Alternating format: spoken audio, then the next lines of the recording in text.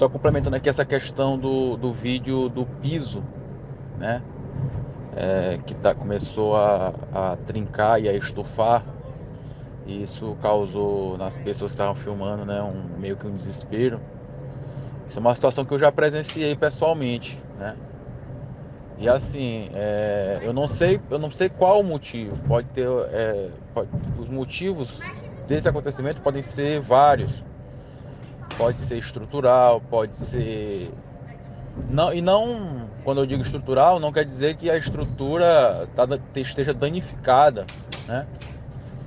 Esteja com um problema de projeto, execução, não. Às vezes realmente a própria movimentação, né, natural da estrutura poderá fazer esse tipo de situação.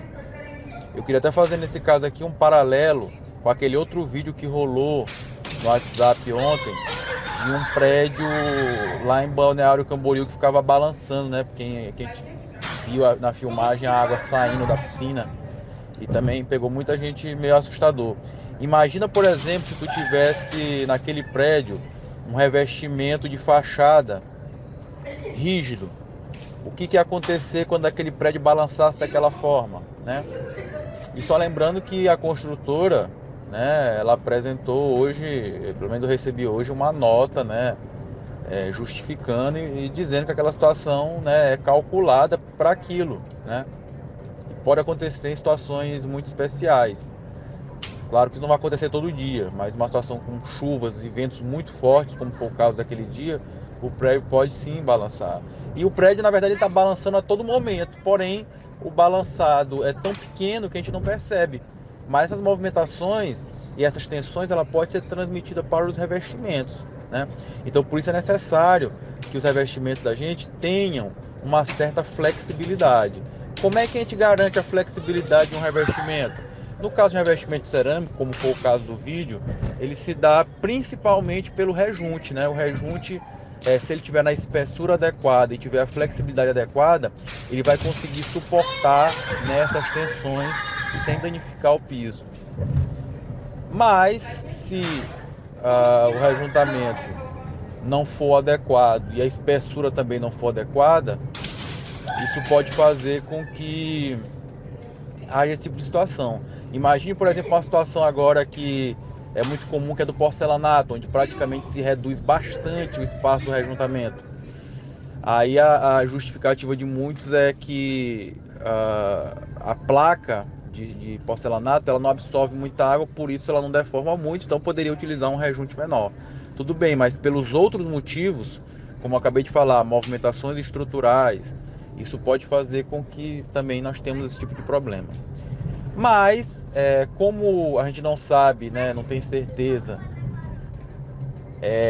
se somente o rejunte é suficiente, é muito comum a gente utilizar também as juntas, né? Que aí principalmente elas vão acontecer em ambientes internos, no encontro entre o piso e a parede. E aí, na verdade, quando eu falo entre o piso e a parede, é desde o contrapiso, né? Passando pelo revestimento cerâmico.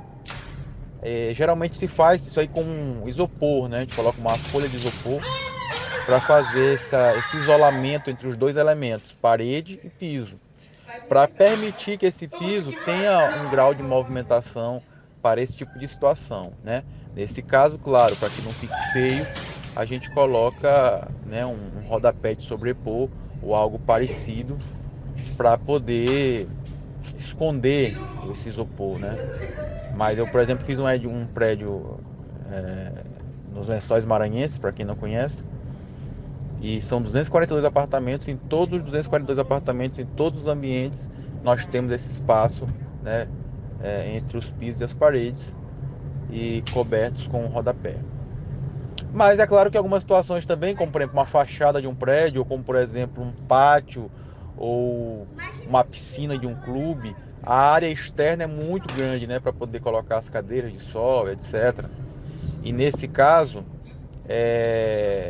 não tem como a gente fazer isso. Então existe uma norma, que eu não vou me lembrar agora o número de cabeça, mas pesquisando rapidamente a gente encontra, que vai falar sobre isso, né?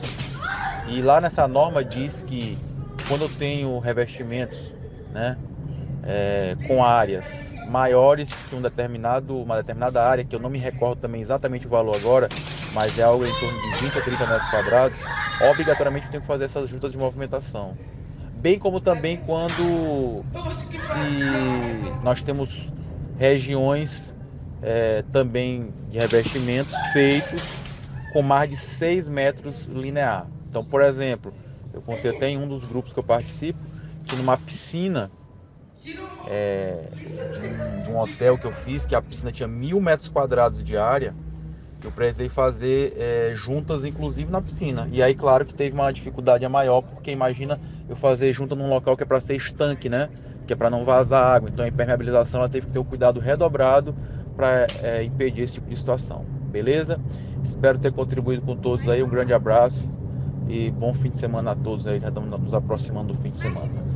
Valeu! Lembrando, tá? Meu nome é Murilo Reis, @eng.jmuriloreis, o meu Instagram. E lembrando que hoje nós vamos começar o nosso curso de leitura e interpretação de projetos com levantamento de quantitativos aqui em São Luís, numa parceria com a AZ Construções. Felipe Soares já está na ilha. Grande abraço a todos e até a próxima.